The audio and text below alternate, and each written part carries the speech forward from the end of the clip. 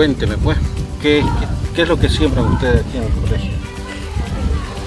Cebolla, culantro, tomate. Enséñemelo. Aquí por ejemplo.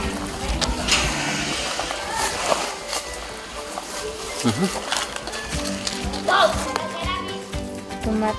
Este es tomate. Y aquí ustedes agarran para comer, para la merienda. Sí. ¿Qué más tienen aquí? El chiltón. Toma.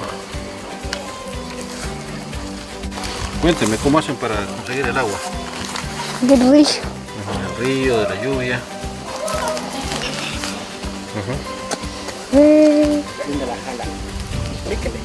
¿Ah?